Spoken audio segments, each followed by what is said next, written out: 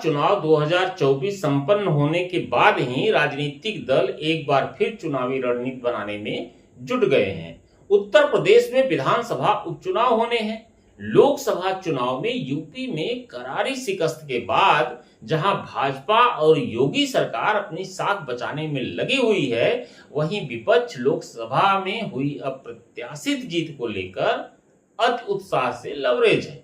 विधानसभा चुनाव को लेकर भाजपा गंभीर है और लोकसभा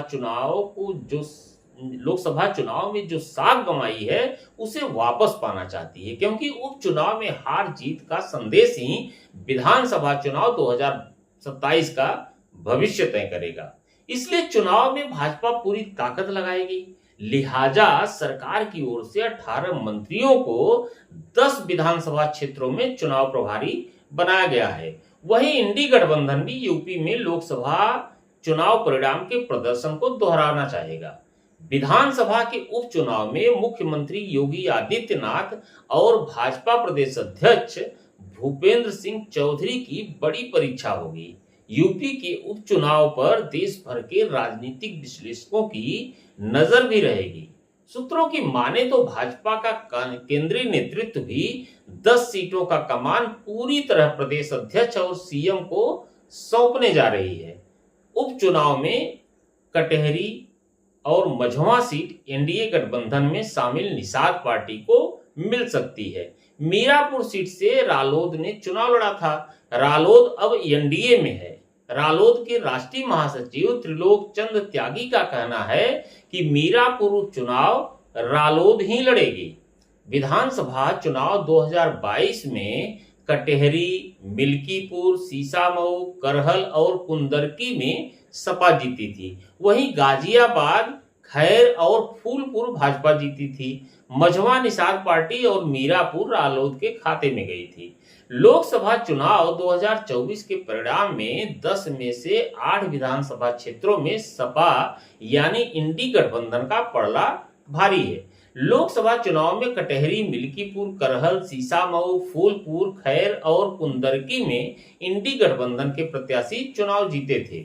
मझवा में अपना दल यश, मीरापुर में रालोद और गाजियाबाद में भाजपा बढ़त में रही है। ऐसे में सपा जहां अपना दबदबा कायम रखने के लिए संघर्ष करेगी, वहीं भाजपा लोकसभा चुनाव परिणाम का दोहराव रोकने के लिए पूरी ताकत लगाएगी। अब आपको बताते हैं कि 10 सीटों पर भाजपा की रणनीति क्या रहेगी और किन संभावित उम्मीदवारों को भाजपा अपना सेनापति बनाएगी। भाजपा की निगाह मैनपुरी सीट पर है, क्योंकि यह सीट सपा मुखिया अखिलेश यादव के कन्नौज से सांसद बनने पर खाली हुई है। यादव, शाक्य और मुस्लिम बहुल सीट पर सरकार ने भारी भरकम टीम तैनात की है। सरकार की ओर से पर्यटन मंत्री जयवीर सिंह के साथ उच्च शिक्षा मंत्री योगेंद्र उपाध्याय, राज्य मंत्री अजीत पाल को तैनात किया गया है। भाजपा संगठन ने प्रदेश उपाध्यक्ष ब्रिज बहादुर उपाध्याय को जिम्मेदारी सौंपी है। सपा से जहां तेज प्रताप यादव के चुनाव लड़ने की संभावना है, वहीं भाजपा यादव परिवार के दामाद अनुज यादव को चुनाव लड़ाकर मुकाबला रोचक करने की तैयारी में जुटी हुई है।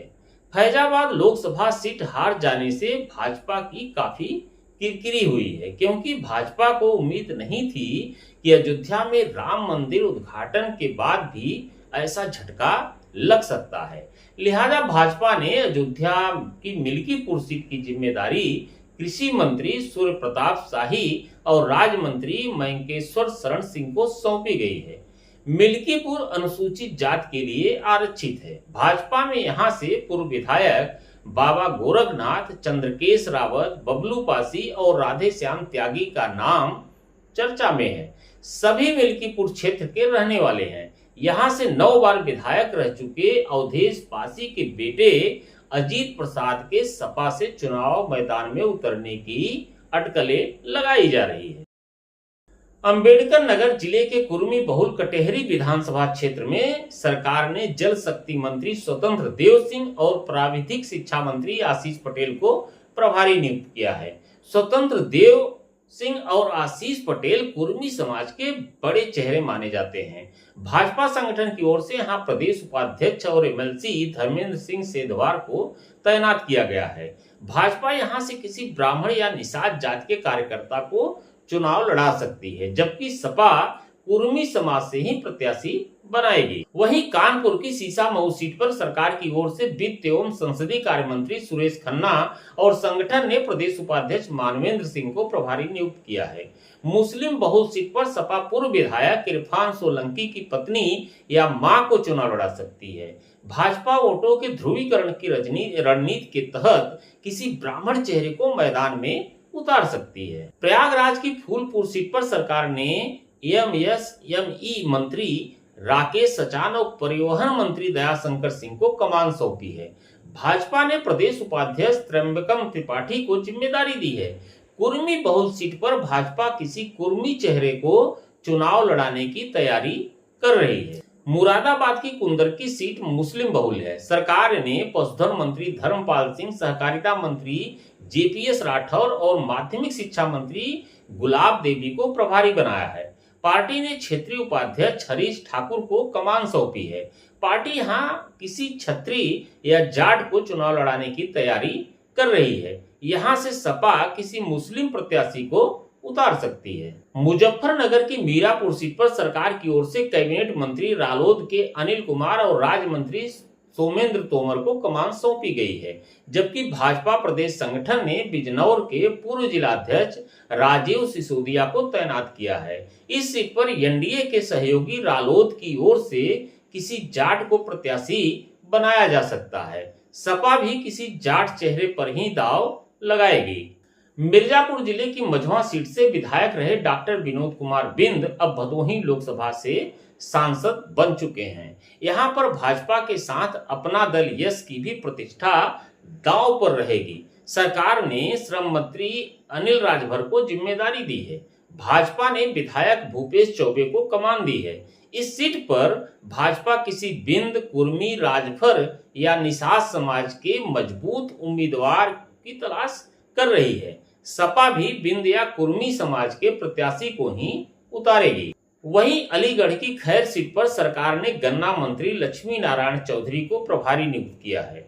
अनुसूचित जात के लिए आरक्षित सीट पर भाजपा फिर किसी वाल्मीकि या जाटव को मौका देने की तैयारी में है। सपा भी किसी जाटव पर ही दांव खेलेगी। वहीं गाजियाबाद भाजपा की परंपरागत सीट मानी जाती रही है। सरकार ने कैबिनेट मंत्री सुनील शर्मा को गाजियाबाद की कमान सौंपी है। गाजियाबाद से किसी वैश्य या ब्राह्मण को मौका मिल सकता है। इस सीट से विधायक अतुल गर्ग को पार्टी ने लोकसभा का टिकट दिया था, वह चुनाव जीत गए। इस वजह से भाजपा की सेफ सीट माने जाने वाली यह सीट खाली हो गई है। सपा और भाजपा के 4-4 और रालोद के एक विधायक के सांसद बनने से विधानसभा की 9 सीटें खाली हुई हैं। सपा के एक विधायक इरफान सोलंकी को 7 साल सजा हो चुकी है। कानपुर की सीसामऊ सीट खाली हो चुकी। अगस्त सितंबर तक इन 10 सीटों पर उपचुनाव होना है।